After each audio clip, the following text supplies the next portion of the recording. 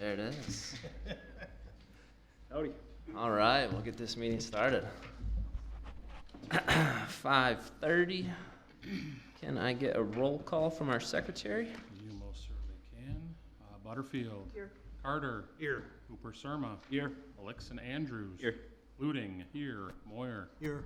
Vandervenen. Here. Thank you. Can I get a motion to approval of the agenda for tonight? We do have one public hearing scheduled. So moved. Second. All in favor? Aye. Aye. Motion carries unanimously. Attached are the meeting minutes from January 15. Everyone could review those and make a motion to approve if there's no issues. So moved. Second. All in favor? Aye. Aye. Motion carries unanimously.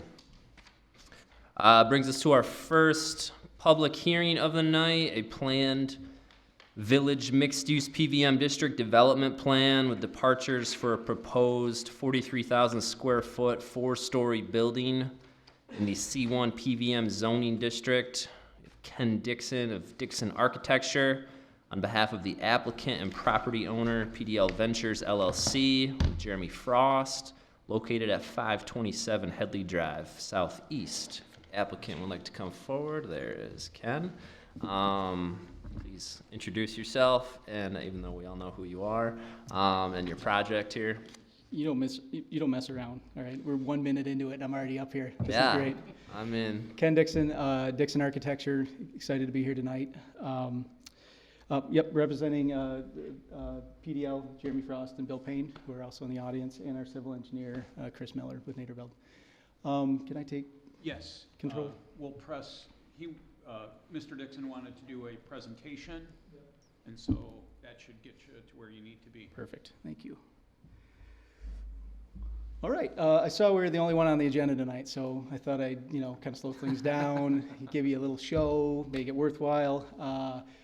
You can receive your packets and the word Flatiron. I don't know how many of you know what a Flatiron building is. Flatiron building, it's a wedge, triangular shaped building. They're in all the towns across America. Usually when roads come together at awkward, they have a grid layout and then another grid comes together. There's always these triangular pieces of property.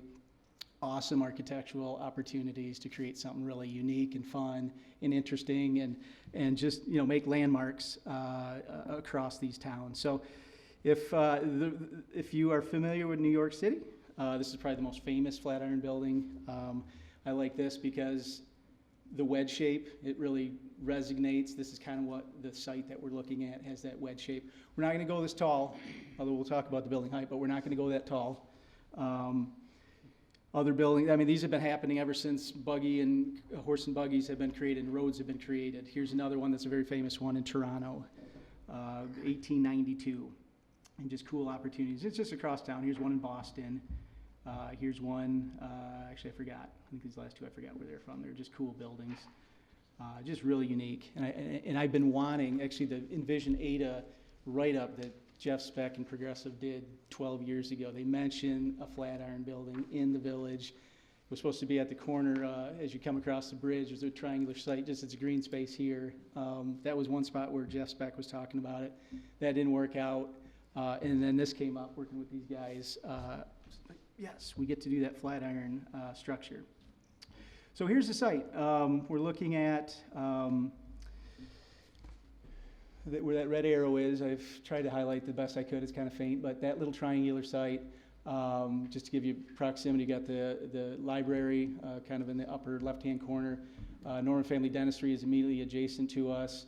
My building right at the corner of Headley Street's carving through at a diagonal, and Ada Drive is kind of at the bottom of the page. So believe it or not, there's a nice piece of land right there, triangular, which made it very challenging, but there's a piece of land there that we have investigated for development of a similar building that we've done here in the village. And this is how it kind of lays out. This is the first floor. You can see Headley down at the bottom of the screen, and you can see that point that kind of projects over toward the intersection of Ada Drive and Headley Street, and that creates that Flatiron structure. Building brought to the sidewalk like we've done in the village, trying to create that real beautiful pedestrian environment. storefronts, large storefronts, 75% transparency. It's the game we've been playing for 12 years. All the buildings, we have perfect representation of what we've been doing. It's another one of those beautiful, gorgeous buildings that defines this Ada community. There are challenges to this one. You've read the report that John put together.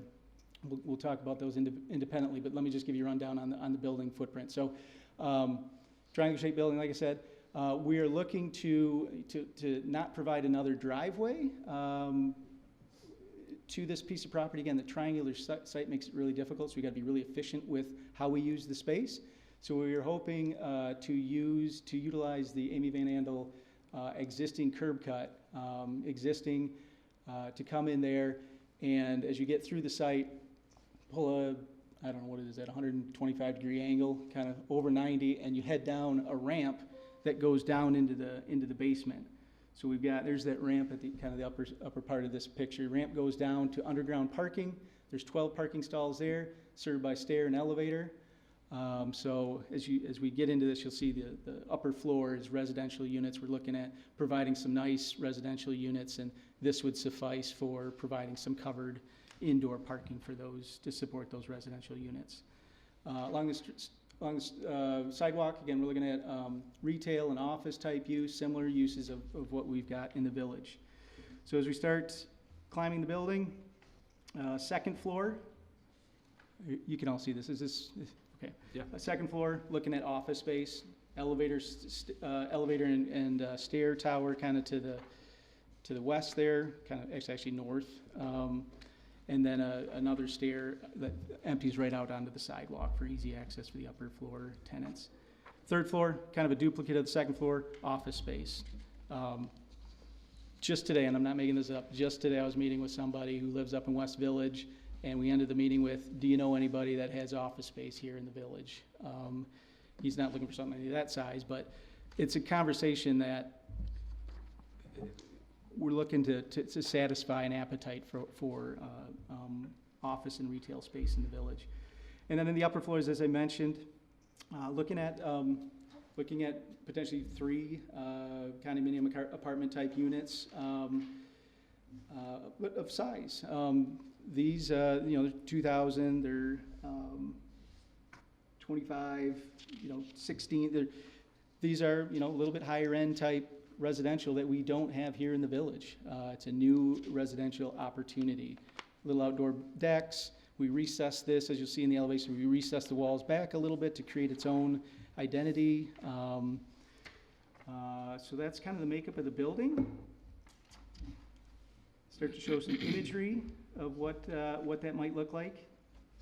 So much of like we've done everywhere else in the village, we're trying to break down the architecture, the massing. We don't want this to be one large uniform looking building. Historically speaking, if you look, and you've heard this before, if you look at Petoskey, if you look at Holland, if you look at these older towns, Lowell, they're these smaller buildings that march and create that storefront, that individuality of buildings. So we never want to present an entire building of one singularity architecture. So we break it down, and a lot of times we play with this little gap that would be an alleyway. It started with my building. You got a picture of my building here. Started with my building years ago. One of the very first 2-story brick building to kind of kick off the Envision Ada.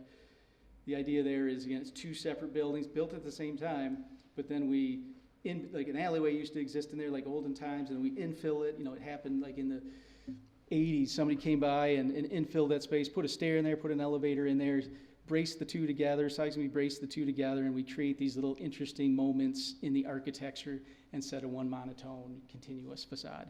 So that's the theory. That's the idea that we're working with on this one. And then we get that cool as heck, in my opinion, flat iron appeal. This is looking down at that intersection. You see the traffic lights up above, looking down at the flat iron, the point of the building, and playing with that facade, making it unique, even within the individual facade, playing with some architectural accents as well. And so we got the elevations and all that good stuff. That's a good overview of the project. I wanted to address 3 things. So we're asking for 2 departures and then 1 overall arcing issue with the project. So let's start with the materiality.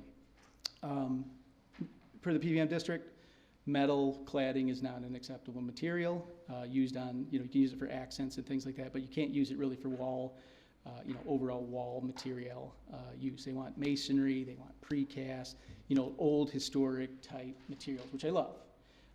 So we've predominantly provided that throughout the village design. But we always want to interject a little bit of change, a little bit of age.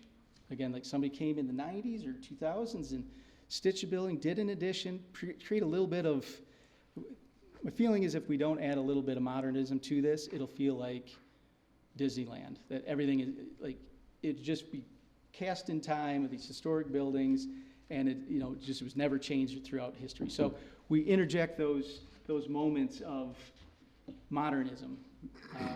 This is Ludus, formerly Michigan Labs, a very techie company. They wanted this metal-clad piece that kind of wrapped this historic facade, this red facade, and they wrapped it with this variant-cladded black charcoal metal. That was accepted. Cascade Optical. This is like an old garage where mechanic was working and whatnot, and then they added, again in the 90s, they added a second floor and did it out of metal or something like that. It helps to add history and dating of the materials. It helps actually accentuate the historical nature by providing some of that more modern material. And then we did in other places, this little connector between these two buildings, these little mushroom tops up top there that contrast the just beautiful, historic, just wonderful. I really love this building. And then mine, we kicked it off back in 2015 with, again, playing with different materials to accent that. So materiality, our building, this centerpiece here and the fourth floor. So the idea was this white brick building, this red brick building were built in the 1880, 1900, historically detailed and just the aesthetic. And then somebody came along and said, I want to put condos up there. I want to modernize this building.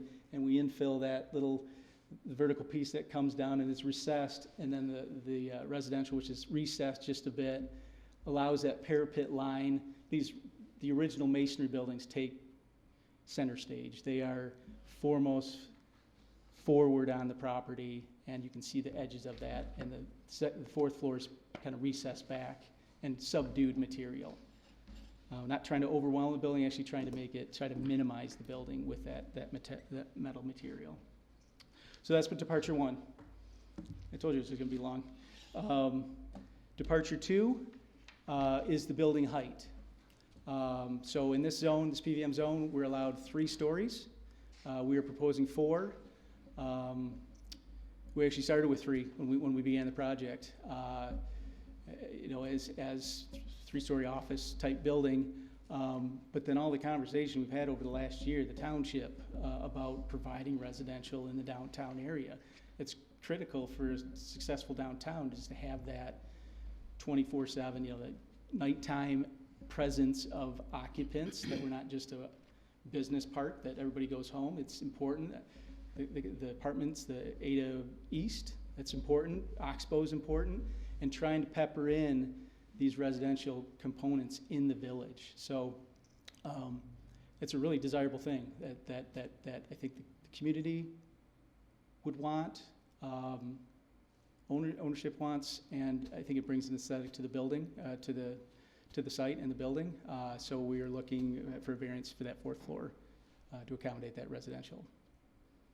So those are two variances or departures we've requested. And then we get into parking. I don't know if I want to take a pause, if we want to talk about those and then get into parking, or you want me to just keep rolling? Keep going. Keep going. All right, thank you. All right, so parking. There's this parking study that's being done. Still haven't seen it. But trying to decipher, John did a great job of analyzing the parking, working with Fishback, talking with them, looking at this, not this site, this is A and B, we've already done that. haven't seen it, don't know the calculations behind it, so I can't comment on those comments. So I just kind of have to leave that. How I decided to kind of figure out what the parking calc and numbers and what we should be doing, I looked at what we already have. We finished Block A, we finished Block B. We can actually kind of take parking numbers off of that, building uses, building size, and compare that to what we have in this Flatiron, Amy Van Andel, community church area. Like, apply the same logic of how we came up with parking. I mean, I think it was noted that there was currently an equilibrium of parking to building in these two areas, which is great to hear. So, all right, so let's use that thought process and compare it to where we're going. So, I took Block A. The building mass, there's 1,225, and I don't want to get into numbers here, but it's going to come to a summary statement. 125,000 square feet. No private parking stalls. This is really, even though Baton owns this land, when it was presented as a PUD, Jim Farrow at the time said that is deemed public parking. We couldn't put up signs, we couldn't put up gates, we can't designate specific parking stalls. So in my book, a garage bar can park in this area and walk through the thing. You know, anybody can park here and you can't be chased out. So I didn't say there was any private parking. I said it's all basically public parking. And then I grabbed for Block A, I grabbed the immediate parking stalls in the street and came up with 135 stalls are available, or I'm sorry, 235 stalls are available for Block A. Looking at the requirements by the uses, restaurants, retail, all that, PVM district, you can, based on the size of the space and the uses of the space, it'll kick out how many parking stalls are required for that use, for that block. You run that through the PVM and there's 200, that requires 200 stalls. So in theory, there's 35 surplus parking stalls in Block A. Does everybody follow that? I know it's numbers, right? It's late in the day. I got it. Basically, I'm just trying to figure how many stalls are available, how many is required by the code, and what's left over. Are we efficient or are we in surplus? 35 for Block A. Block B, same thing. 87,000 square feet, no private, all public. And basically that one comes to, based on, again, the grocery store and Zayton's and restaurants and heavy users type uses. They're required 155 stalls, and we have 265, so there's a surplus of 101. You're applying the 60% reduction to that to Correct. come up with a K. Correct. Very The good. required parking is the PVM, the 60% reduction, which again is acceptable. All the buildings we've presented in the past, John and Brent have always asked for me to update that parking calculation for each block, and we've always passed because we've always had surplus for those blocks. So when I hear A and B, there's an equilibrium that Fishbeck has kind of recognized that, you know, we don't want to overload this downtown, like we have some sort of equilibrium. So that's the only way I could figure, all right, let's figure a base of where we're at. Okay, if you buy into that, I then applied it to this area. Okay, so I'm looking at the community church, I'm looking at the library, and I'm looking at the street parking. Okay, again, the similar public parking pieces, similar to Block A and Blakely. What bulk of parking do we have for the public? And you can see the calculation on top. There's 60 now. It's actually 55, but in our project we're adding 5 parking stalls. So I put the library at 60 stalls. Community church has 77 in this. I didn't count everything. I just took a 500-foot radius, trying to localize it. There's no boundaries like Block A and Block B, so I'm trying to find a reasonable boundary, and I said a 500, a 2-minute walk, saying that was the boundary of what we're trying to figure out for parking. And on Street 71, so we're at 208 parking stalls are in that block for public. All right, so now, let's got that number? What's the area of the building? So every building that has a yellow dot on it, within that realm, I included Dr. Saladar. I can back that one out. It's kind of, the theory kind of comes the same. He's just outside it, but he's probably going to be using the community parking, so I included him, but I included garage bar, even though they're really close to Block A. I included garage bar in this scenario. So based on the uses, based on the PVM, we are required to have 235 stalls. If you call this a block, 235 stalls.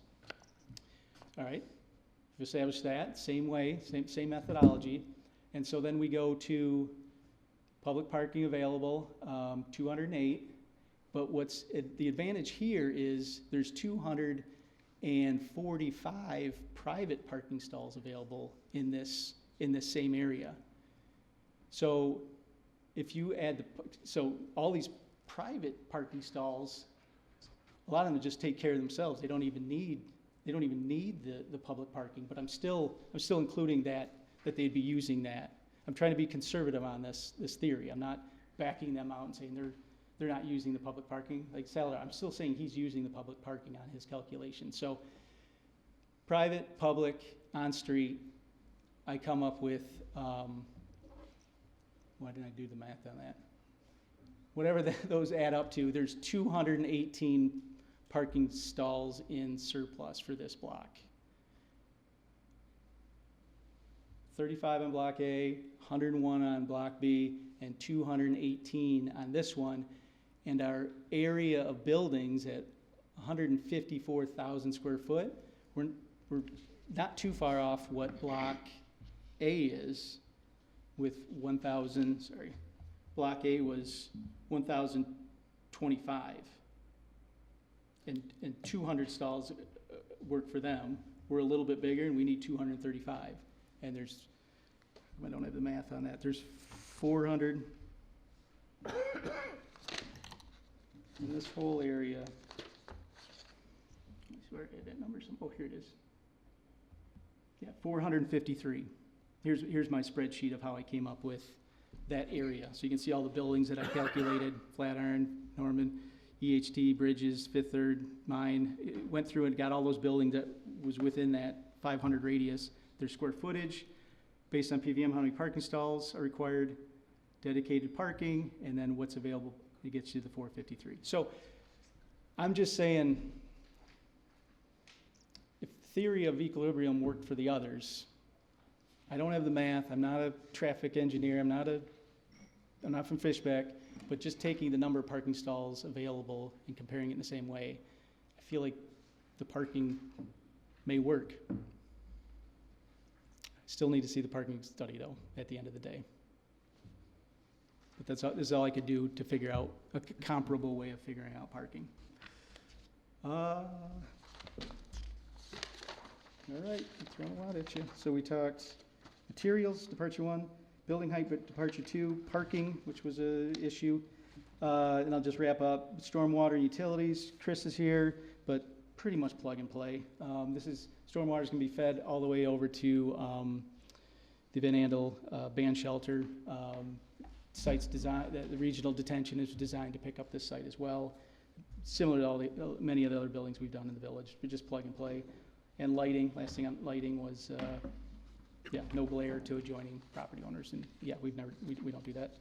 We haven't picked the fixtures, but we will to make sure there's no glare. Okay, I'm going to step away. Thank you. Thank you, Ken. Anything from Mr. Frost or? Just want to introduce a few new faces here. So Jeremy Frost, PDL Ventures, business partner Bill Payne. Just want to say, the collaborativeness that we've often experienced in other projects. We realize it's a big job, it's a big project to take a look at these, and it has lasting effect. And so we appreciate kind of a collaborative nature as we've had on other projects as we go through this. Both Bill and I are huge advocates of Ada.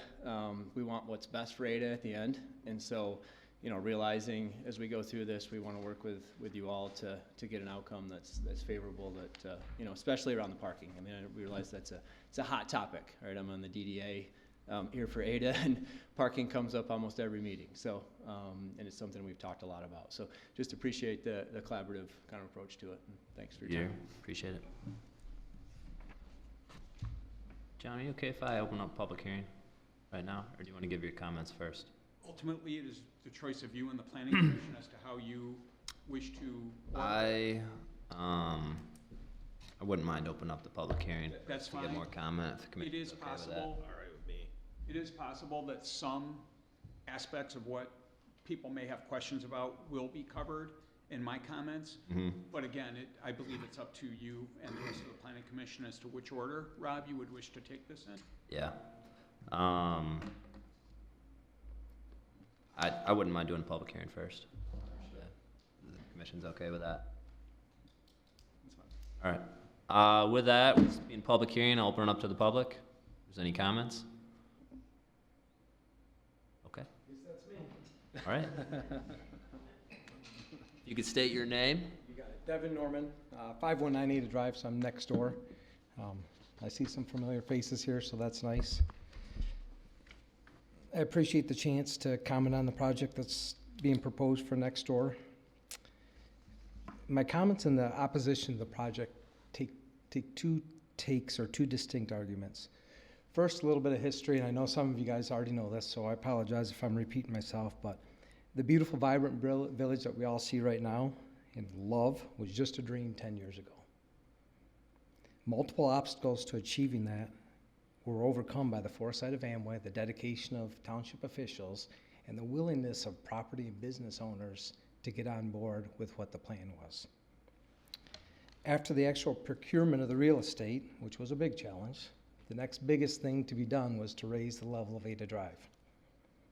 The three properties that were most adversely affected by this were Chase Bank, Fifth Third Bank, and our two properties at 517 and 519 Ada Drive. The township and Amway needed to eliminate the street access and some of our parking in order to lift the road up. Because of this, our front parcel was essentially buried at the corner. You see it now, it's still there. It has a chain link fence around one side of it. However, after dozens of meetings with township officials and Amway's Steve Dirtz, we consented to give up some of our property rights in exchange for replacement parking that was provided and paid for by Ada Township on property owned by Amway next door to our dental building. It was seen as a fair compromise because the township and Amway could move forward with their project and we would be made whole. My concerns at the time were if the parking were to ever be taken away from us. It was a big deal. I wanted to own the parcel that the parking was located on, but Amway thought at the time that the land might still be needed in conjunction for what was then planned as a community center, and we all know is the library now.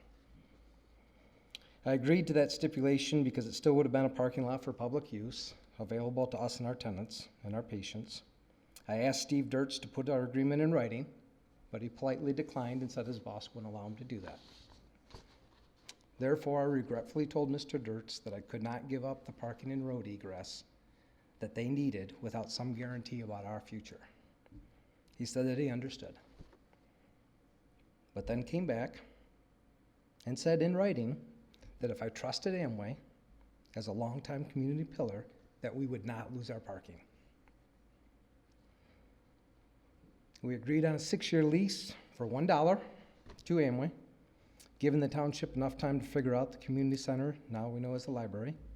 Additionally, I was assured by Jim Farrell that the parcel was not buildable on its own, as it was only a leftover piece from the rerouting of Headley and had no access for parking. I relied on his and Amway's assurances in making the decision to give up our road access and parking. Fast forward 5.5 years, with the library now a reality and not needing the parking parcel, I reached out to my contact at Amway to inquire about transferring the deed of the parcel and was surprised to be informed that they had sold it to someone else for $70,000. I don't have the resources to match Amway and have only gently requested that they honor our deal. I was a team player when the township came to me and asked to give up access, asked to give up parking, asked to give up easements so that all the electrical lines are now buried along Ada Drive. They're in my backyard. This isn't what was agreed to 10 years ago. The parking was to remain parking spaces that the township installed for our use. I realize this is not the Planning Commission's charge, but the history of the lot and how it came to be our parking is important. Now, for the building itself, it's beautiful. I know for a fact that Ken loves flat iron buildings and he designed a doozy, but it doesn't mean that it's appropriate for the location. There's no way that this small parcel in downtown Ada can become home to the first 4 or 5-story building in our village. The use and square footage call for 90 parking spots. The PVM generously allows that to be reduced to 36. They're providing 12. And in reality, it's a loss of 3 because they're taking away 15 spots that are there right now. Now, I did read later, I didn't see before, that there's 5 spaces being created on the library lot, so maybe it's a net gain of 3.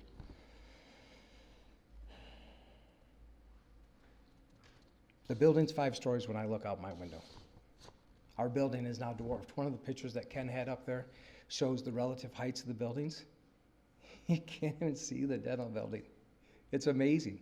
When we built the building, we were restricted to 2 floors. We were told no building could go any bigger. And now, we don't have light on either side of our building.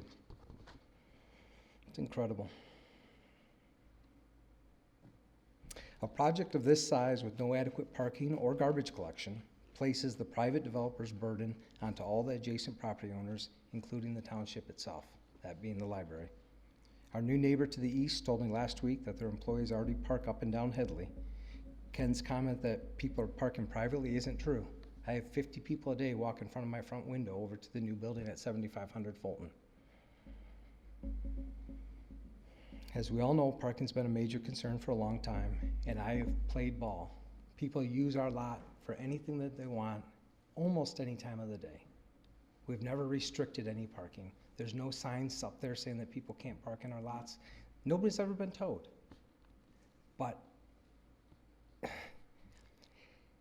if you put up a gargantuan building, the people are gonna park closest to the building. It's human nature. It isn't right for one person's development dilemma to be passed on to the rest of us. The departures that Ken talked about, the materials, it doesn't look like Ada, but there's other splashes of metal, and everything he designs looks beautiful, so I can get over that. The height I've talked about, we get no sunshine. The parking, I think Ken made the point for me. In Block A and B, he said that they had 35 extra spots in A and 100 and some extra spots in B, and the parking study said that that was about at equilibrium, based on the PVM numbers that you asked him, Rob. So if that's the case, then the PVM numbers probably have to be bumped up a little bit. The difference with those two is that the developer actually produced all those parking spots for the people. They didn't rely on stuff that was already available for public use. Thanks. Thank you, appreciate it. Anyone else for public comment?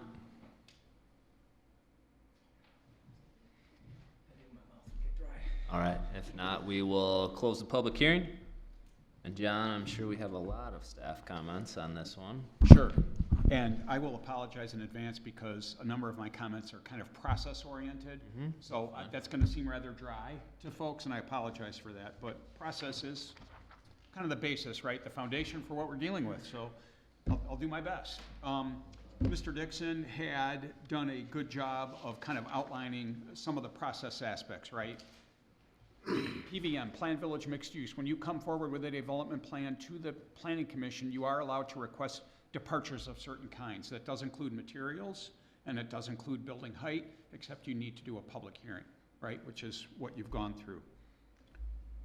The process as it relates to parking is a different story, because parking is not among the allowed departures in the PVM overlay district, and I've noted this in my staff report.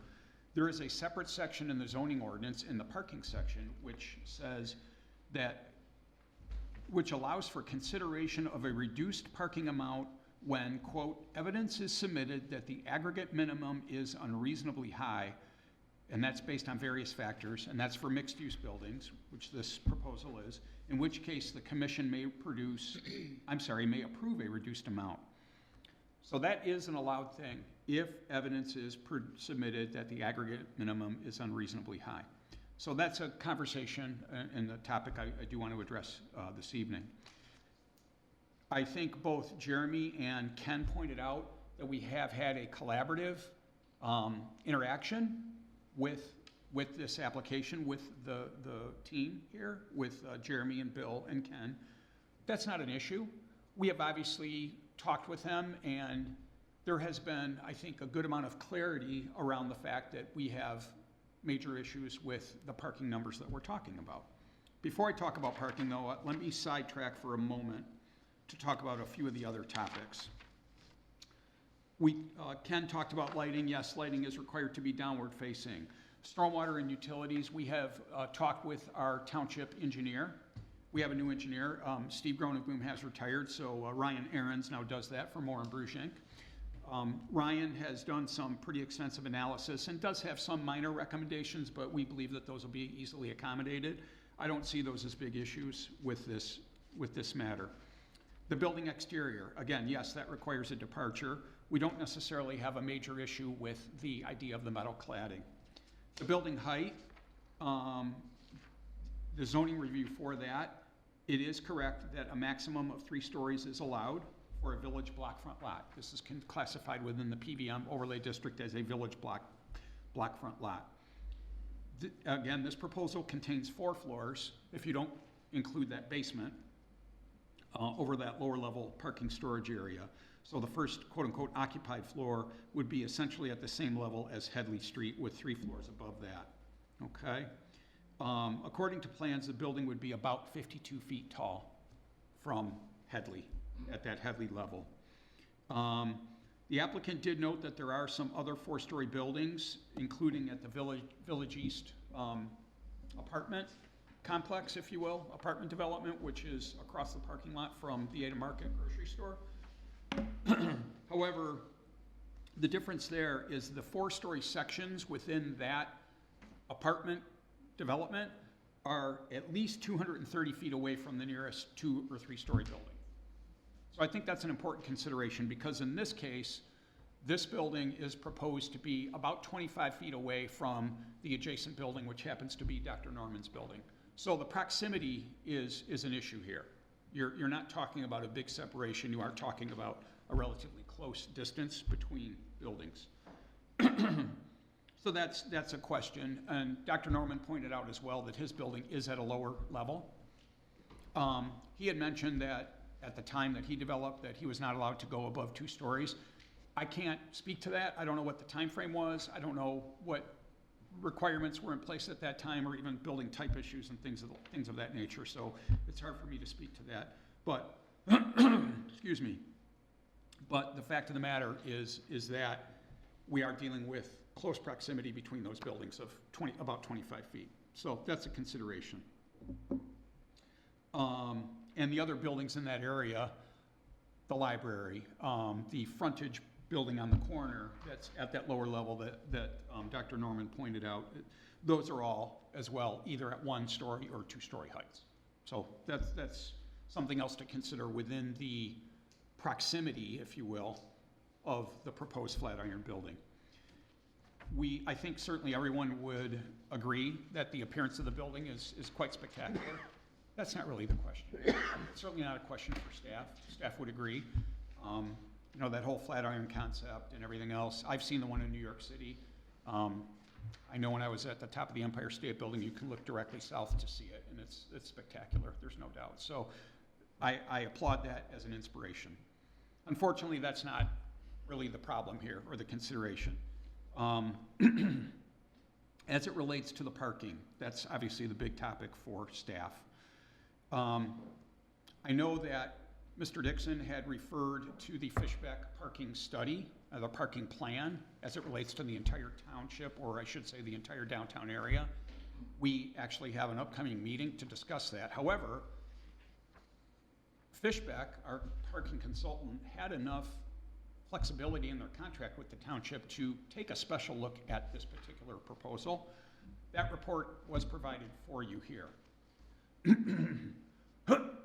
Excuse Do me. you know if the applicant saw that or not? That was provided to the applicant, I believe, along with the staff report. Okay. Okay? All right. So in any event, and that packet has been available since last Friday Okay. as well. So that was part and parcel of the staff report. In any event, and it's in the packet as well. In any event, there are issues that I would like to bring up and identify. These are all summarized in the staff report. The planned village mixed use area allows for this type of use in this particular zone of the downtown area, allows for a 60% reduction in parking. So You would need, if you had a full parking requirement, absent that reduction, you would need to have 60 spaces. With that 60% reduction, that gets you down to around 36 stalls. This development, as proposed, would be required to have 36 stalls with that reduction being applied. 36 stalls. 12 stalls are proposed on site, an additional 5 are proposed in the library lot. However, it would be difficult for me as a staff person to say that's part of this development because ultimately that is public parking. That is no different than the library lot or the on-street spaces or whatever. That cannot be designated for this particular lot. That kind of also ties into access, which I should have actually mentioned too before I got into parking too far. We do not yet have an access agreement. The applicant would need to develop an access agreement with the township board for going through the library parking lot, as well as to allow access to the dumpster enclosure that they're showing at the northern tip of their property. So those are two things that have not yet been brought before the township board because ultimately the township board would have the authority to review and approve that kind of agreement for an access easement for those things. That's not yet been done. So that's something that's out there that would have to be dealt with regardless of parking numbers. Just access to the site, you'd have to deal with that. Okay, back to the issue of the parking. Again, we talked about the reduction that's already allowed, which is pretty significant. You are allowed to have basically 40% of the parking with that 60% reduction. That gets you down to 36 stalls. What is being proposed with the 12 stalls essentially is a further 67% reduction. So essentially you're talking about an installation of 1/3 of even the reduced amount. I think from a staff perspective, that's like trying to obtain a double credit, if you will, for lack of a better phrase, because the credit is already applied with the parking reduction that is memorialized in the zoning ordinance. So we'd be talking about that significant credit and then going down even from there. And again, the reason for the reduction that's already allowed is the things that Mr. Dixon had pointed out. Public parking within the 500 feet walk and on-street spaces and other parking resources that are available. Those are already accounted for in that allowed 60% reduction. So again, this would be a doubling up on the credit for these spaces based on what's being proposed. Mr. Dixon had also talked about the parking in Block A and Block B. In reality, we did a very quick and brief ratio or calculation, if you will, of the parking in those areas versus the development around those blocks. And you're looking at anywhere from a ratio of about 1 space for about 437 square feet for Block A, and about 1 space per 492 square feet for Block B. Whereas for this proposal, you're looking at 1 space for every 3,639 square feet. That's a significant difference, a significant difference. The distance and the occupancy and everything, the 500 feet line, we understand that. But that has to be shared with all public users in the area, including shoppers, library visitors, diners, area business employees, visitors. I know just informally, Headley Street is a good example, as is the library. I have a chance to walk by those buildings quite often. We obviously, as you guys know, we use the library for meetings and so forth. So it gives me a chance to see that. There is a frequent high occupancy of those spaces. The other thing I would point out is even though we talk about a 500-foot distance, we have to understand, and I think even Dr. Norman pointed this out, driver behavior guides everything. Driver behavior is what it is. That dictates where vehicles will park more so than any other factor.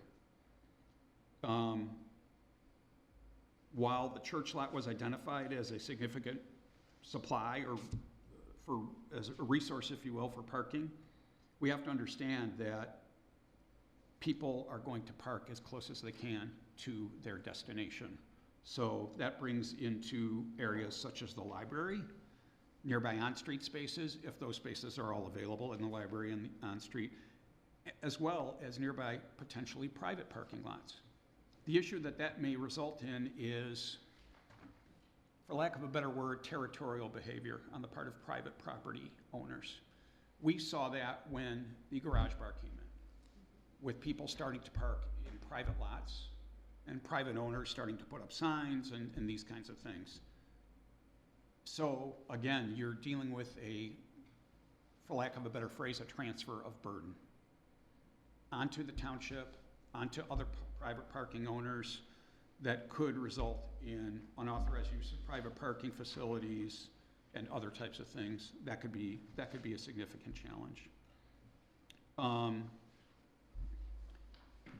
We have talked about this equilibrium, we've talked about this balance, and from our conversations with Fishbeck and Fishbeck's observations, we believe there currently is a reasonable balance or equilibrium of parking in the community.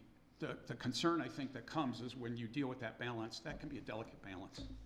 And bringing in a use, despite its appearance in the dynamism, if you will, of the design and everything else associated with it, that operationally you bring things out of balance. That can be a challenge. So we have to understand what that means and what that looks like. So that's an issue. Fishbeck has noted that they believe that the Flatiron building would create demand for anywhere from 50 to 100 vehicles. But again, the net gain of parking spaces overall between the 12 on property and the 5 additional is two additional spaces, because as Dr. Norman pointed out, that existing parking lot that's there has 15 spaces. So that's something I think that's an important consideration as well. So again, you have a resulting significant burden being placed on the township to address that privately created issue with that significant reduction that's being talked about. You also have an increased burden, as I mentioned earlier, potentially on nearby property owners with some territorial issues that could arise from that. Ultimately, too, we believe from a staff perspective that even if this were allowed, ultimately, based on the numbers and everything else, that it would set a really difficult, problematic precedent for future such approvals. Typically, there has to be some kind of unique circumstances or other things that would help benefit or try to help justify a request of this type in order to provide those numbers. I don't believe that's the case here. The 67% or even any other amount, we could have future requests for parking reductions of that kind. And I believe that that's a challenge because you're taking it below the already reduced amount that is allowed in the PVM for parking. So thank you all for tolerating my explanation. And the concern, I guess, now is I don't believe that from a staff perspective that this application should move forward, and that in reality the applicant should be directed to undertake additional efforts or identify additional solutions of some kind prior to any further consideration by the Planning Commission. I mentioned the option in the staff report, the idea of securing a parking easement somewhere else along with some type of mechanism to enforce that, because again, driver behavior is a very strong thing. So, ultimately I don't want it to be the township's burden to say, gee, the business that Rob and Angela have, that somehow the township has to enforce that parking. That has to be up to the private property owner, but some kind of mechanism for a parking easement or some other idea. This is just but one idea that we came up with. But being able to do that without compromising the parking requirements, and in other words, we don't want it to say, gee, if you lease these spaces or had an easement for these spaces, that would now put those people under what the required parking is either. So in my view and staff's view, I think we're dealing with an application here that does require the applicant to take significant steps, extra steps, to make this work. and not place that responsibility upon the township, upon the planning commission. I believe, from staff perspective, that we need to have that be the applicant's responsibility because of the type of project we're talking about here. You guys may have other ideas as to how you want to review or handle or process this. That's certainly fine. We're identifying but one option here as it relates to how we have looked at this. We have looked at it as it was submitted. That's our responsibility as staff.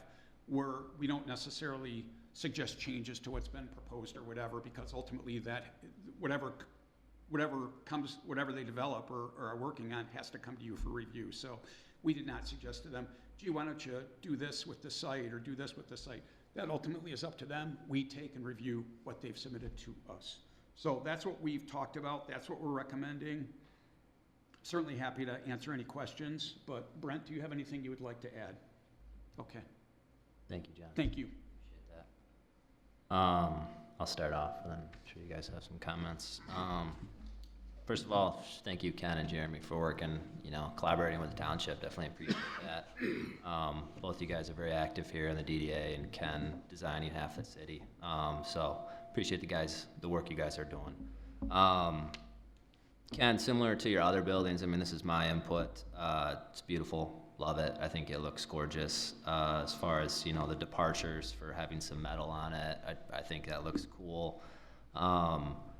Fundamentally, a fourth story. We have a few buildings in Ada that have a fourth story. The Village East and the hotel. I could entertain it in this situation with Dr. Norman next door, like he said, with not even having sunlight. Like, for me, it's an absolute hard no. Like, out of the question, no. I was also noticed when you did your parking analysis, you have the Flatiron building at 43,000 square feet, and then the next largest building you had was the library at 24,000 square feet, which seemed way too small to me. So I mapped it out on my phone. The footprint of the library is 24,000 square feet, but there's 2 stories, so I'm not sure if your calculation factored in the stories. So I think your number is actually lower than what it needs to be for the parking. I will agree that if we look at the parking analysis that you did, the community church is heavily underutilized. I absolutely do agree with that. Like John said, people are going to park as close as they can to where they want their destination to be. So if Fishback estimates 50 to 100 vehicles are needed here, and they get to their office at 8 a.m., the first thing they're going to do is take the road, they're going to take the library, and then they're going to start taking Dr. Norman's lot. And then my concern is, okay, you want to go to the library, you go into the library at 9 a.m., 10 a.m. later in the day, you've got nowhere to park. I get concerned about Dr. Norman's business being right next door, that he gets the brunt of it as well.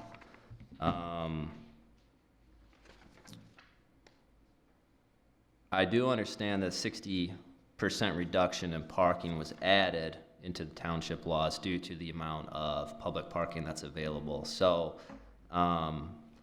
looking at Block A and Block B, that's all public parking. So, when you build a restaurant or something, the assumption is you can utilize some of that public parking. So I don't think we can just blanketly go across all of Ada and say how much parking is required, take 60% off, and now that's what's required. We did a township survey this fall, ended I think in January. We had about 350 respondents in Ada who responded to that. So that went out to the steering committee. I was one of the people who's on the steering committee. I read every single one of those comments. The number one comment, hands down, without even close second, is parking. Absolutely parking. People complain about parking. I can say there was not one comment made of people who want more office space. Not one. So, I look at this as a planner, and I say you're bringing something to Ada that the residents of Ada don't necessarily want, or they haven't vocalized that they want it, and you're doing something, you're making a problem worse that they have vocalized in the survey is the number one problem of the city. So I do have a hard time with that. Another comment in the survey was lack of housing. Okay, you are addressing some of that with 3 units on the top. I could swallow more of having all residential on the floors, minus the floor being commercial on the bottom. But office space is going to be a very hard sell for me based on the additional parking requirements and the fact that the residents of Ada don't seem to want more office space. And especially with this unique site where you have such a unique problem of parking, a unique situation with Dr. Norman here. It's, as John said, I think we're going to have to get extremely creative to figure out a way for this to work, but as presented, I just don't see any way that I could be okay with this. Hand it over to my commissioners.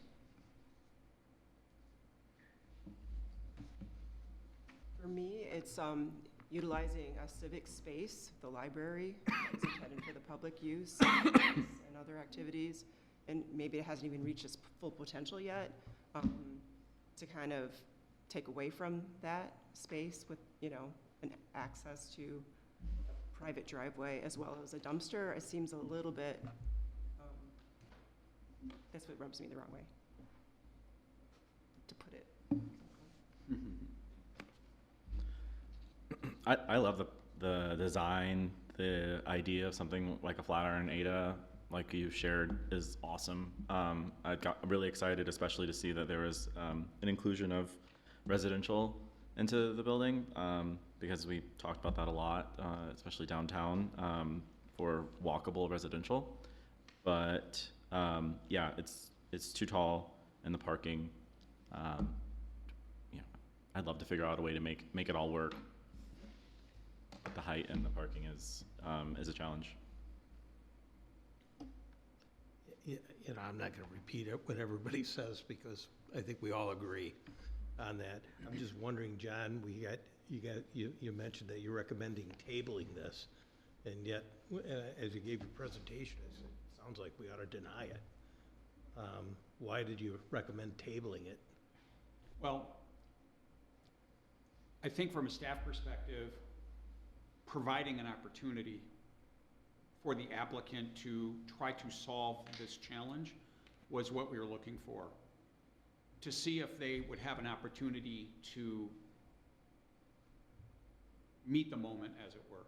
To say, okay, we've got this challenge. This is a big challenge. We want to do this project, but how do we deal with this project? So I think from a staff perspective, we were trying to see if there's a way we could move forward with them to do this in a collaborative fashion.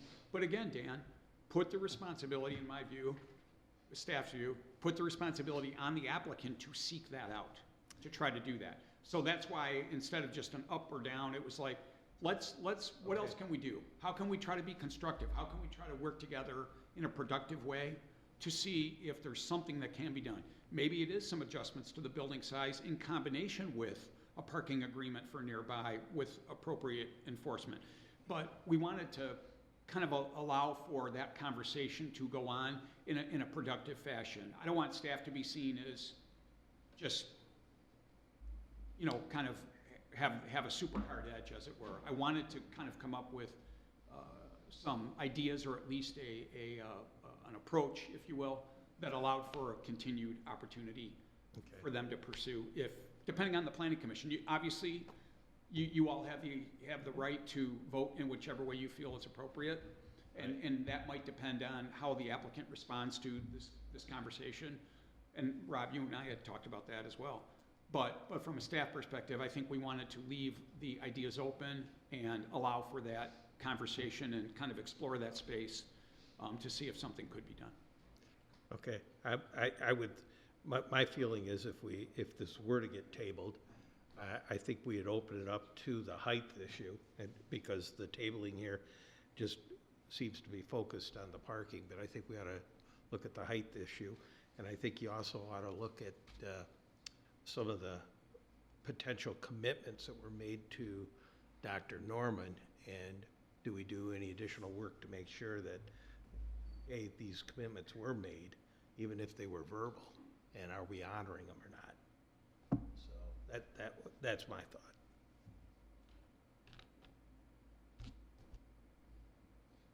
I tend to concur with what staff has said and with what my fellow commissioners have noted as issues. Is certainly, if height is certainly an issue to overcome. I assume some of the numbers change dramatically if one of those floors is removed.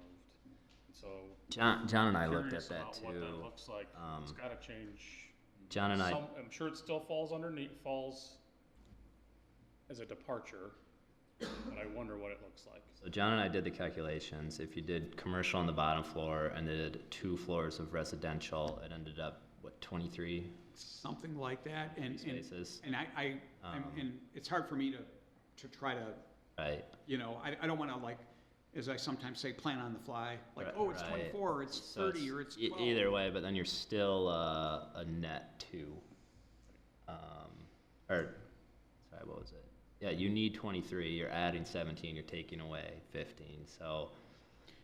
And to Certainly your makes it all a question, lot more palatable, though. If I might, Rob, expand on that, and you kind of alluded to it, is depending on the use, right? It depends on the use, because Residential is less. residential's less, and it depends on the number of bedrooms. Right. Because if you have 2 or more bedrooms, you're required to have 2.2 spaces, absent that 60% reduction.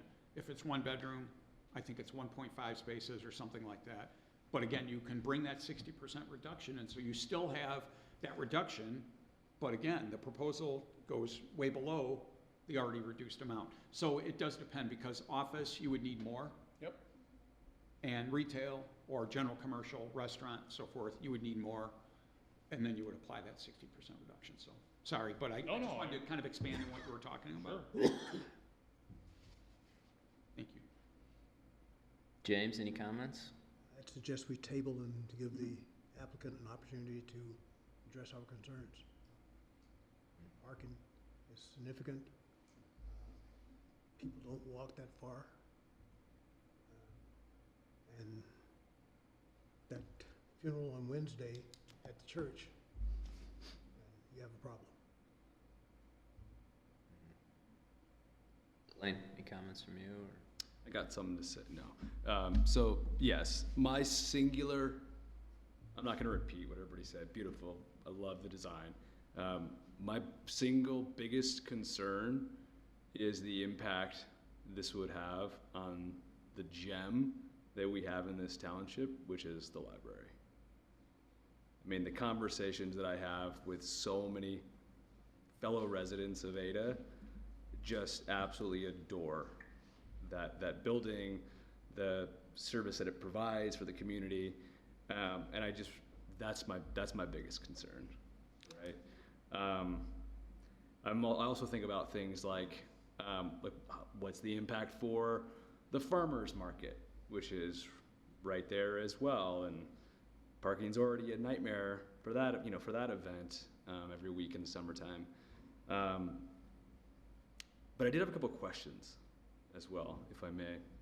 These might come to you, Jen, sorry. Underground parking. Do we have a precedent at all in the village? I couldn't think of any. I don't know of any existing underground parking existing. However, the Planning Commission did approve the PUD for the Holland Home project, being called Averden, that will be located along Fulton, that will have a pretty extensive underground parking. But not in the PBM. garage. I'm sorry? Not in the PBM, though. Not in the PBM, no, sir.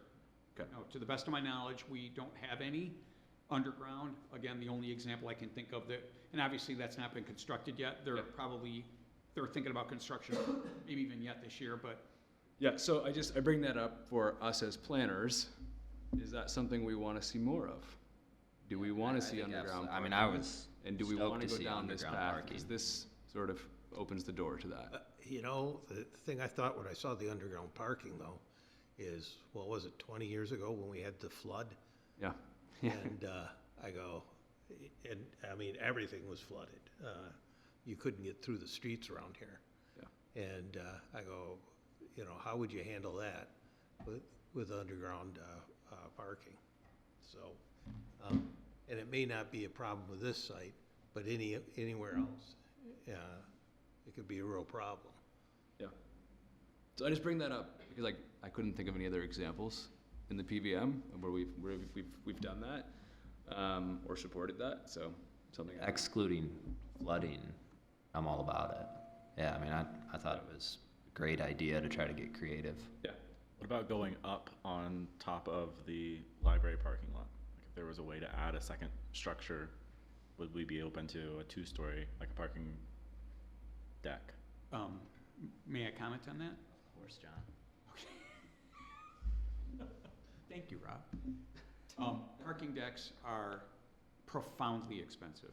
You may be aware of that already, Justin.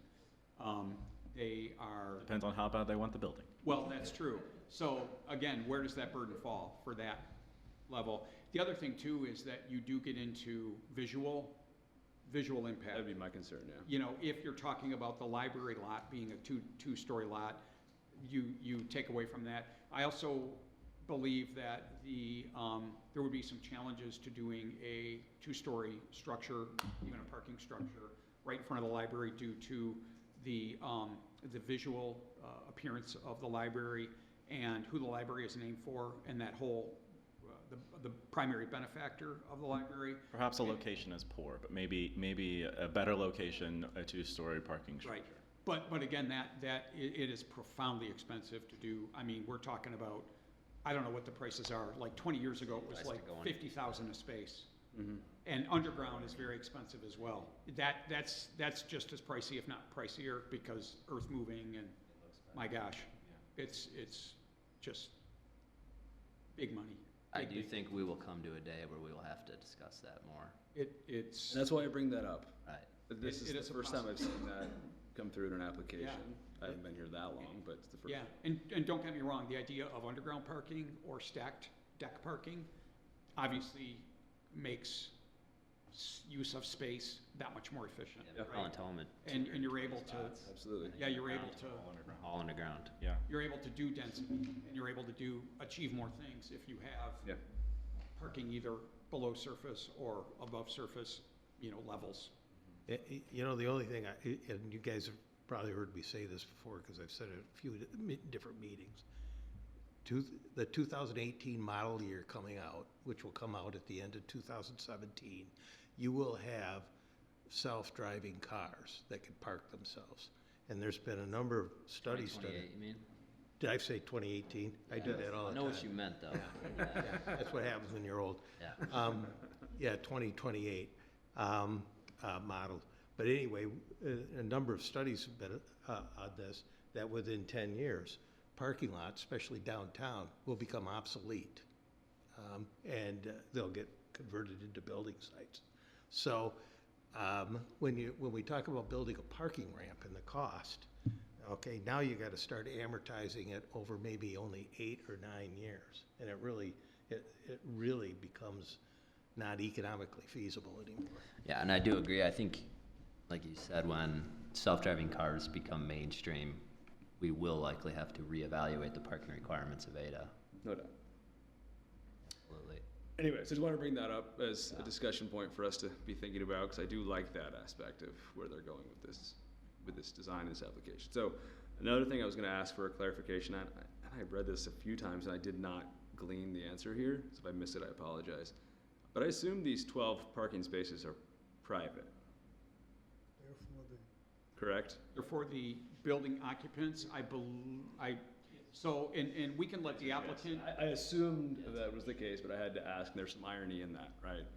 there is, and to your point, Blaine, you're probably, let's say, you wanted to lease or purchase one of the residential units there. Right. My suspicion is that would not happen without That's what you saying, I need 2 spaces. That's what I wanted to One tease may out come with real the quick. unit, and then you purchase an additional. So I suspect that Yeah. an arrangement like that would be likely for those 12 spaces. So that's what I wanted to tease out really quickly, if I may, just to understand kind of what was the plan with those, it was 12 spaces, right? 12? 12, yeah. 12 underground spaces. Yes. So what was the plan for those spaces? Was it 1 space or 2 spaces per apartment, or kind of what was the thought there? I'm just curious. If you can come Yeah, up. please. So yeah, great discussion. This is fun, right? This is Yeah. So a couple of things on the underground parking. We certainly thought with residential, and these would be owned residential units, not apartments. So an owned residential unit that's a necessity to have underground parking. We actually looked at that with Block C as well in the master plan work that, last time we did 7500 Fulton, we did, 4 public meetings and worked through a whole and essentially can master plan the whole Block C, or C, right? It is Black C. C, yes. yeah, C. And we looked at underground parking for some of that. We looked at, residential possibilities. And, for residential, you really need an underground spot, because if you're gonna have a place, you don't wanna necessarily be parking on the street or in a parking lot overnight. And so, that certainly was a factor. And then we knew we needed to provide some parking, right? The site limitations, we need to provide parking. It's very expensive, so, we're certainly, realizing the investment for that. And I would just mentioning the engineering for it. So it's all engineered, and Naderveld and others, they can comment on, that aspect of it. So for floods and such, it's all engineered and planned for that, understanding that if you have that 100-year flood situation, right, it starts raining, you move the cars out, water comes in, it drains out, and it's all engineered for that. So I wanted to address that.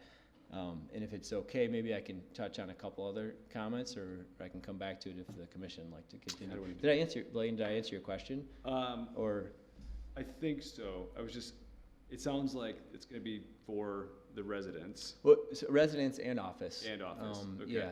Okay, I mean, I would Because think. my big so Yeah. I'm guessing in the vision, right, those spots were gonna be dedicated for individuals. Because my big concern, as I'm kind of thinking about this, is we're talking about these parking spaces, right, and the public spaces, and the expectation is folks are coming and going. It's a different dynamic when it's residential, right? Individuals are not necessarily coming and going. You might have a vehicle that's there for 3 days because they're out of town, right? And is that person just parked in the library parking lot or in Dr. Norman's parking lot for the next 3 days? So just something I'm thinking about. Yeah, primarily it would be for the residential use, but depending on the needs, right?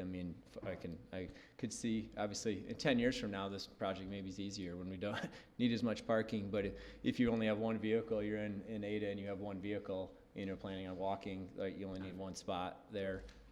With 3 residences, we plan on, you kind of see what their need would be, and if they need 2 spots, they would probably, ask and request for and pay for 2 spots, right? And then whatever's left over would be for the office use. Good, got it. Yeah. Yep. And I think to Jeremy's point, the you show a garage door, so you're likely talking about designated spaces, all of those 12 spaces being designated for the the residents there, as well as for office users there, and obviously not available for the general public that might be visiting or going to the retail or commercial space or any of that kind of stuff, or visitors to the residents that live there or so forth.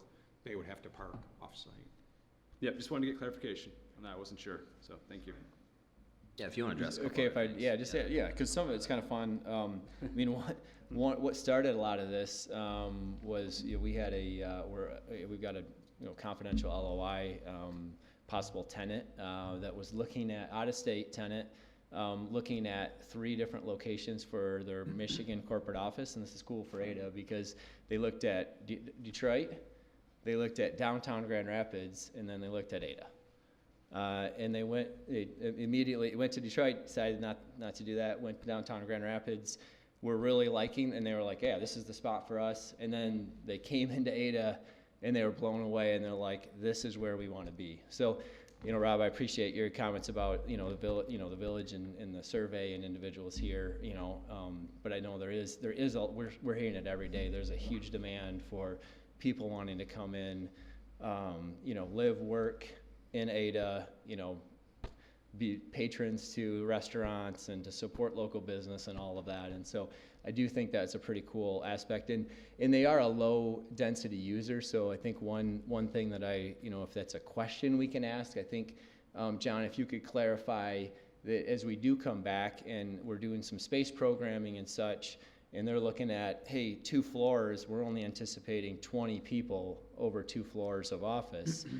How does that on a long-term, lease or of sorts, how does that play into, if we come back with that, how does that play into the discussion?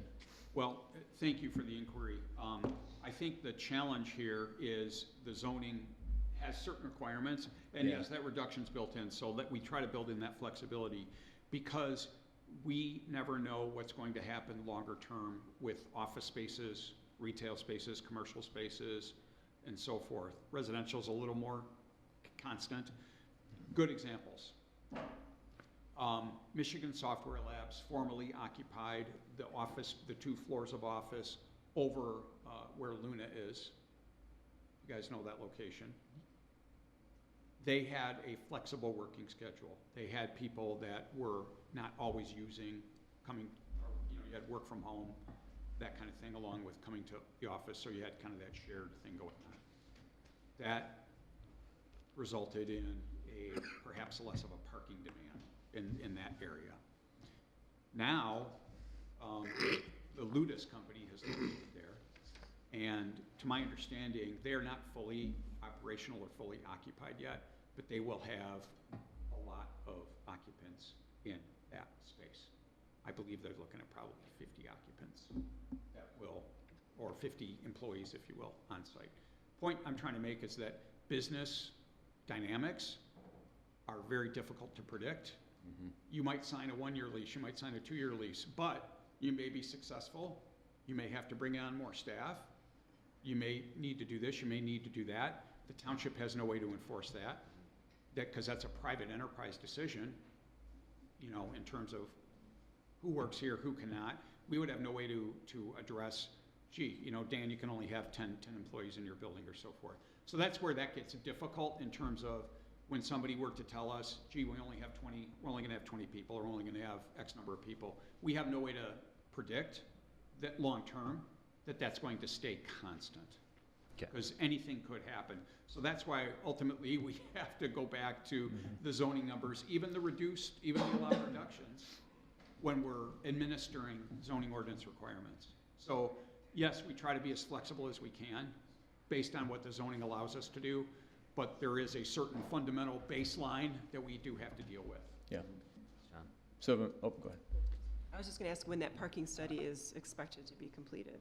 We're hoping within the next several weeks, but I will say that we did have, and again, this was intentional, we did have the Fishback study done for this particular proposal in the immediate surrounding area, because the Fishback long-term study, in fact, I'll mention that toward the end of the meeting, they plan to present it in early March to us, to the township, in a joint meeting of the township board and the DDA board, because this is this particular parking study, but it is looking wider.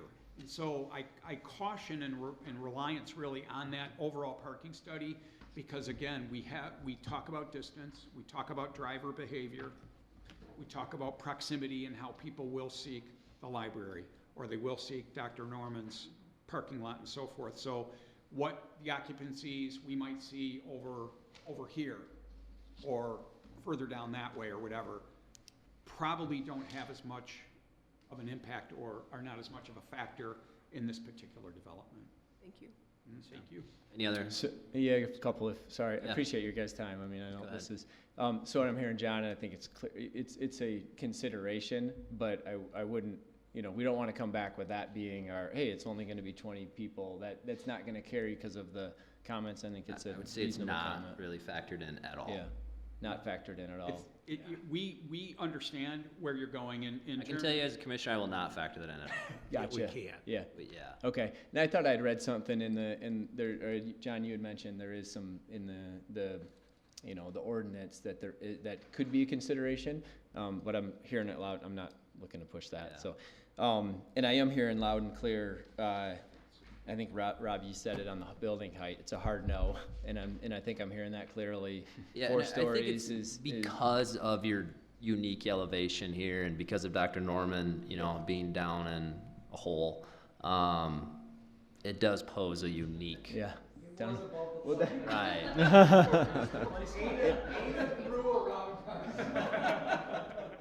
and I just and to Dr. Norman, I mean, it's been nothing but professional, our interaction through all of this, and we certainly disagree on a number of things, but I appreciate your professionalism, and I would have been shocked if you weren't here today to talk, so completely respect that position, and all, we all care about Ada and we have different perspectives on it, and I appreciate all of your perspectives as well. And I think to the comment of tabling, you know, our ask would be, you know, to table this to give us an opportunity to collaborate. I'm hearing clearly on the project height, right? Okay, got that loud and clear.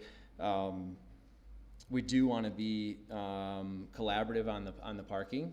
We knew that was going to be a challenge. We didn't anticipate it was going to be, oh yeah, red stamp or, you know, rubber stamp, let's go. We have a lot of different interesting ideas there, and you know, we'd like the opportunity to sit down with John and Brent and like talk through those. Into that, you know, a few of those I would be thought, if there's anything, you know, from the commission standpoint that said, I would love to, you know, this type of idea. I mean, you brought up the parking garage or something that we do want to be collaborative. We understand, John, it's the burdens on us. You know, we're hearing that to come up with those solutions, but we certainly want to come up with solutions that carry, you know, some interest from the commission and are getting broad support. And so, you know, we've talked about, I guess that one of the questions would be if we're creating, you know, we should be focusing on creating private parking spaces just to meet the standard, or do we focus on possible additional public spaces? And those don't necessarily, you know, count toward, I mean, we're not getting credit for the 5 spaces that we're creating along the library because those are public spaces. Do those count? Do those not? You know, how does that factor? I'll just say that I think with this project, all of that will be factored in, especially with the unique situation with Dr. Norman here. Yeah. I think we will holistically look at it as a planning commission. You know, if you're going to get very, I think with this project, you're going to have to get quite creative. Mm-hmm. You cannot fit 36 spots on your space. It's impossible. Yeah. So, where you figure out to do that, they might be public. You know, I think like Blaine said, we're willing to get creative with going up, going under, other places. Yeah, so I get my question, I think, is a space, right? If, let's say next door, right? You know, or even the library, we created 5 spaces. If we create 6 spaces, do we get, you know, is that 6th space saying, hey, you created a space that is, you know, additive towards the 35 that you're required, or it's going to be less? I'll let John give his perspective too. From my does that make perspective sense? is we have standards to follow in our township ordinances. This then, if you're adding spaces elsewhere, would be a deviation from that. It'd be a deviation request. For us, it's about setting precedent too. So if I give you a large variance, that then sets precedent for others. If your deviation is a creative way that helps the community, then we're up for discussion. And John, I'll defer to you. I think your perspectives are great, you know, because of that, the precedent, and yes, as we mentioned in the staff report too. But I think also I would go to that issue of creating a permanent parking easement of some kind for this, because if public spaces, Jeremy had asked this, if public spaces are created, they're there for everybody and anybody. So there's more to it than just public versus private, right? There is location, other uses in the area, long-term, what might happen, et cetera, et cetera. And location is not only proximity to other types of uses, but it's also where, right? Where can we create this? Because space is at a premium in downtown Ada and in the village area. We know that.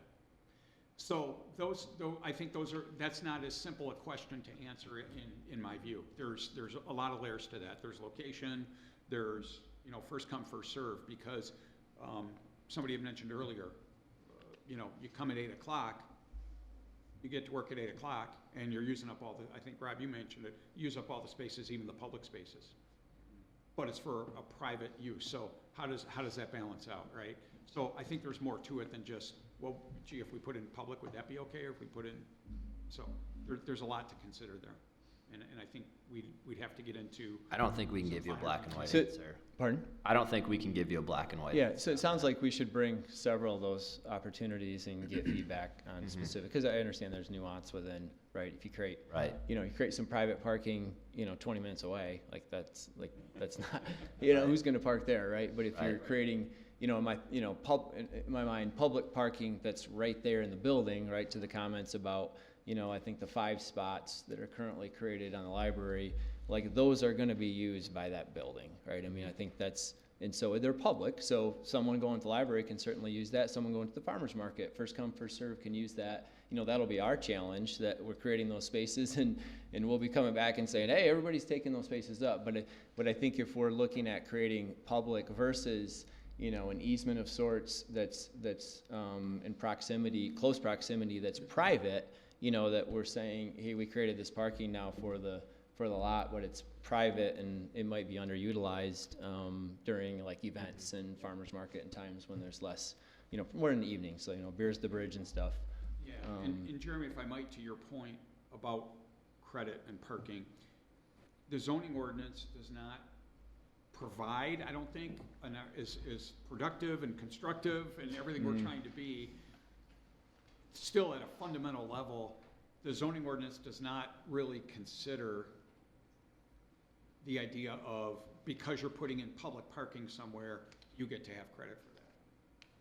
Now, could you make the argument that that reduction is allowed based on that? I think it's 78-790. That's something that the planning commission could review and consider. But that reduction, even below that minimum, even below that reduced minimum, would still need to be part of your consideration and review. Yeah. Again, the wheres, the hows, the whats, there's a lot of layers to that. And it would not be an easy thing to say, gee, if we just did 10 of this, or 5 of that, or 27 of that. There's a lot of consideration, I think, in different issues that would have to go into it. Thank you, John. Yeah. Any other comments, Jeremy? I think that's good. Any questions while I'm up here? Blaine, you had one. I was just gonna add a comment. I think this is kind of where you're going a little bit too, Jeremy. I love the collaborative approach, the partnership. It's awesome. Love seeing that with applicants. As planners, though, I mean, there's some things that I think that we do get excited about with the plan and the design. We talked about the underground parking. I think that's great. I love where you're going with that.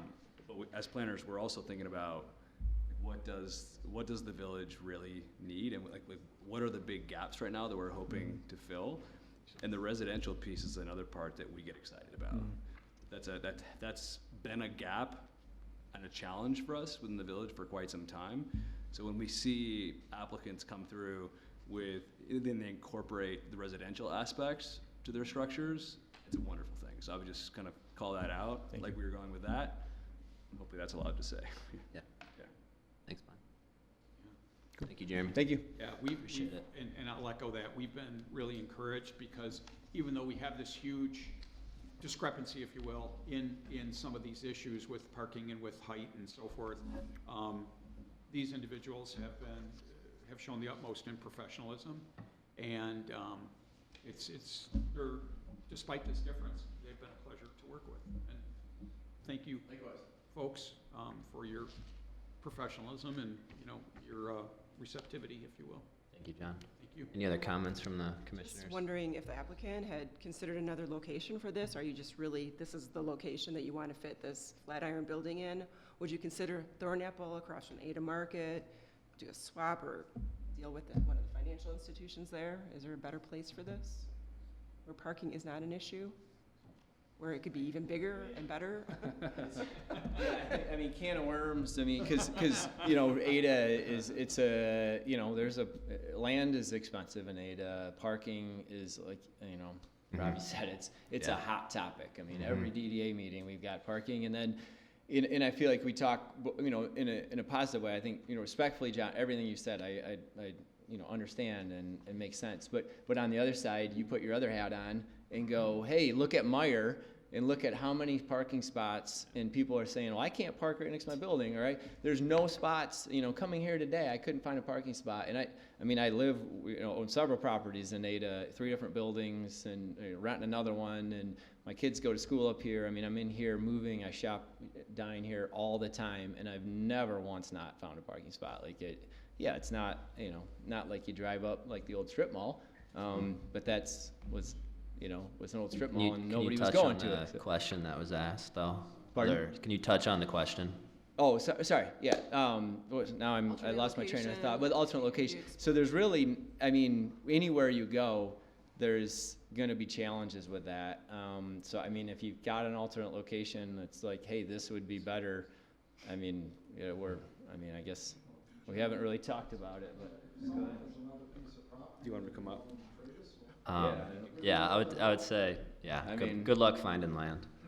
Right. Maybe the financial institution would want to be right there. They don't need a drive-through anymore. I mean, people don't. And we've Anymore. in a past experience with the planning commission, some new faces, but we I went would say round the and round Financials are not going anywhere. with Fifth Third. We spent a lot of time with Fifth Third and Chase specifically to try to relocate those buildings and create and develop, Block C. I mean, we've put a lot of energy into that. I met with Baton 2 weeks ago we about could- relocating them. They're not moving. We talked to Financials Tom. are not moving. It's- They're staying. We've proposed a lot of options and, talked to Tom and talked to the JP, folks from Manhattan. They flew in and, told us to put a 20-story building there, and we were like, do you know where you're? All right.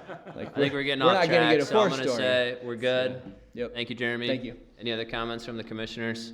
Yeah, I do just want to say I appreciate the civil discussion tonight. It was good. Thank you for everybody for being professional about this. You need a motion to table? We will need a motion to table. I'll make the motion to table. You need more than that, John, or is that good? Table? Okay. Okay, I make a motion that we table, I don't even know, the request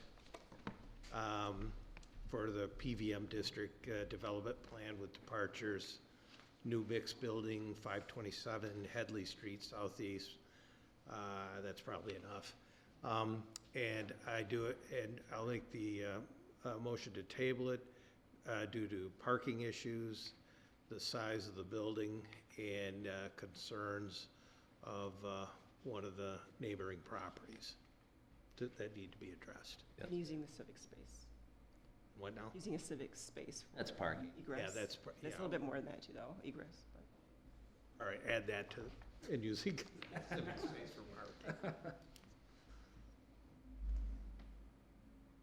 Anyone want to second the motion? Second. All in favor? Aye. Aye. Motion carries unanimously. I'd be worried. Thank you, guys. Appreciate it. You gotta start over again, Dan. John, do we have any unfinished business? No unfinished business. You guys are free to go. We're gonna chat and do paperwork. No unfinished business? Any new business, John? No new business. Any, Or a brief staff report, yes, sir. but that's next on the agenda. I was gonna get to that. Commission member Sorry, I staff jumped the reports. gun. You're good. Okay. Now you're good. All right, so staff reports. The parking plan presentation, again, for the overall downtown area is going to be Thursday, March 5th, 3 p.m. at the library. Thanks, guys. Thank you. It will be, as I mentioned earlier, a joint meeting between technically the Township Board and the DDA Board, because the DDA and the Township split the costs for the overall parking study. I feel very fortunate, though, that Fishbeck was able to do the kind of extra focused parking plan for this particular proposal. So in any event, that's what I can tell you, and then obviously. Anyone here plan on I'll be there. I don't know if anyone else is gonna go. I'm gonna try to. 3 p.m. on 3 Thursday, March p.m. 5. Yeah, I've got it on my calendar. What is that, 2 weeks? 2 weeks from I from plan today. to be there. I know it's during the day, but we obviously had to accommodate the schedules primarily of the Township Board and the DDA. And so hopefully you all will be able to make it, but if not, I suspect we can provide summary comments later or so forth.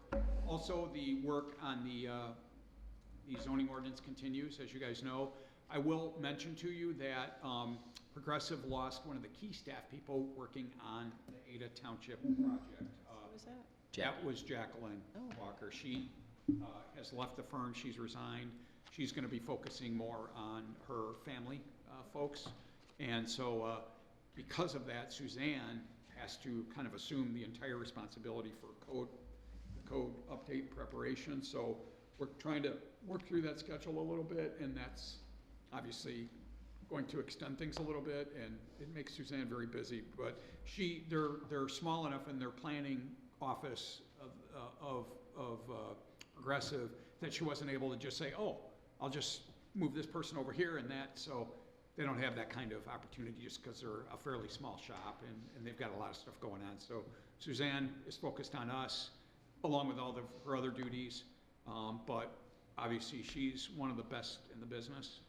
And so I feel, even though she's going in 8,000 different directions with a lot of projects, I still feel fortunate that she's doing the work for us. Brent and I just had a remote meeting with her this afternoon, and we talked about some of those topics. So. Yeah, it's just to fill you guys in on the survey too. So we got quite a few more respondents on that, about 350. The comment section was entertaining, I will say. Parking was a big one. Traffic was definitely a hot topic as well. I would say downtown Ada, a lot of anti-development comments, and then a lot of, hey, we need more housing downtown as well. Very different on the comments once you get north of the river. There actually tallied them up. There were 55 comments that said stop building houses north of the river, and there was one that said we need more. So that was very apparent that people do not want houses up there. It was much more split downtown. You could definitely tell more of the people that have been here a while don't want it. People like the applicants tonight want to develop more, so. And what's interesting is that survey that was done, right, was focused on the housing components as we're looking at them as part of the zoning ordinance. Yet, that did not stop people from talking about traffic, talking about parking, talking about other issues, you know, and so forth and so on. Yeah. So. With that, open to public comment. Julius? All right. All right. We will close the public comment and we will adjourn. Can I get a motion to adjourn? Motion to adjourn. Second. All in favor?